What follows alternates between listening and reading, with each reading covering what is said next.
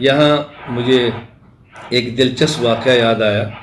امام تاج الدین ابو النصر عبد الوہاب بن علی بن عبد الکافی السبکی رحمہ اللہ تعالی، جن کی وفات سن 771 ہجری میں، حضرت نے طبقات الشافعیہ الکبریٰ میں ایک واقعہ بہت پیارا نقل کیا ہے۔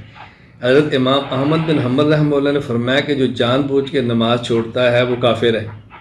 حضرت امام شافعی رحمۃ اللہ علیہ نے امام احمد بن حنبل رحمہ اللہ سے پوچھا، اچھا جس نے جان بوجھ کے نماز چھوڑی وہ کافر ہو گیا، تو اب اس کے مسلمان ہونے کا طریقہ کیا ہے؟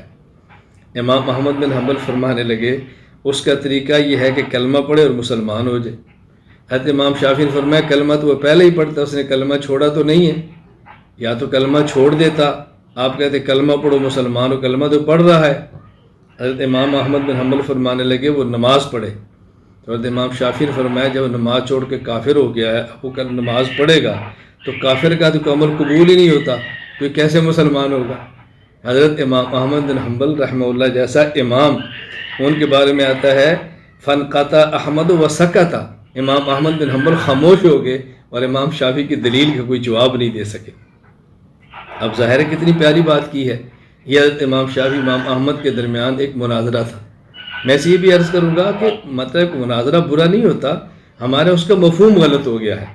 تو آپس میں تکلم کرنا، خیر کی نیت سے ایک دوسرے کو بات سمجھانا، دلائل کو پیش کرنا، تو اس لیے جان بوجھ کر نماز چھوڑنا بہت بڑا جرم ہے، یہ کفار کا کام ہے، لیکن اس سے آدمی کافر نہیں ہوتا۔